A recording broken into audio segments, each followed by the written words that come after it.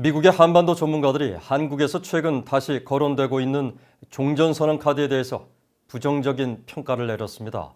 한반도 평화 구축 과정에 전혀 영향을 줄 수 없는 비현실적인 시도이자 북한도 관심을 보이지 않는 상징적 제스처라고 일축했습니다.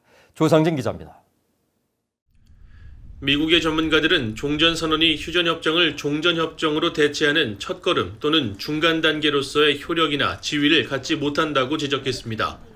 전쟁 상태에 영향을 주는 것은 선언이 아닌 복잡한 협상을 통한 합의이며 이 과정에서 충족돼야 할 요건과 다양한 변수들이 있다는 것입니다.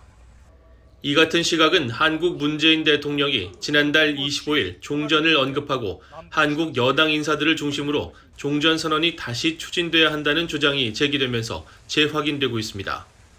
스테판 해거드 캘리포니아 주립 샌디에이고 대학 교수는 종전선언을 위해서는 성명의 법적 지위를 명확히 해야 한다면서 실제로 전쟁을 종식하기 위해서는 한반도 평화체제에 대한 협상이 필요하다고 지적했습니다. 당사국들은 한국전 종전과 휴전협정을 평화체제, 조약으로 대체하는 협상을 위해 일하는데 전념한다는 식의 성명이 나와야 하지만 이는 비현실적 가정이며 미국의 어떤 대통령도 북한 핵 문제 진전이 없는 상황에서 그 같은 평화체제를 협상하지 않을 것이라는 지적입니다. 미첼리스 전 국무부 정책기획실장 역시 법적인 문제를 종전선언의 가장 명백한 한계로 꼽았습니다. 한국은 휴전협정 서명의 주체가 아니어서 엄밀히 말해 북한과 중국, 미국의 견해와 관계없이 일방적으로 한국전을 종식할 수 있는 권한이 없다는 설명입니다.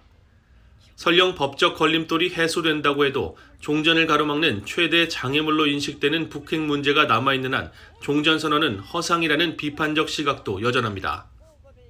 로버트 매닝 애틀랜틱 카운슬 선임연구원은 미국은 보다 넓은 포괄적 비핵화 대화의 일부분으로 종전선언과 같은 단계를 밟을 준비가 돼 있었을 뿐이라며 종전선언 자체는 아무 의미 없는 종이 조각에 불과하다고 일축했습니다. 그러면서 종전선언은 더 큰 과정으로부터 단절된 공허한 제스처일 뿐이며 더 큰 과정은 평화조약 목표가 비핵화 합의의 일부가 되는 것이라고 설명했습니다. 전문가들은 남북 화해와 체제 보장 신호로 거론됐던 종전선언과 같은 정치적 당근에 북한이 실제로 관심을 보인 적이 없다며 북한은 그저 전략적 목적으로 종전선언을 이용해왔다고 지적했습니다. 이와 관련해 리스 전 실장은 한국은 북한이 도발할 때마다 그들의 비위를 맞추고 후한 경제적 혜택을 제공해왔다면서 문 대통령의 종전선언 노력 역시 순전한 유화책으로 보인다고 지적했습니다. 그러면서 한반도 분단의 종식은 북한 정권의 행동이 변하고 정권 자체가 교체돼야만 이뤄질 것이라고 강조했습니다. BOA 뉴스 조상진입니다.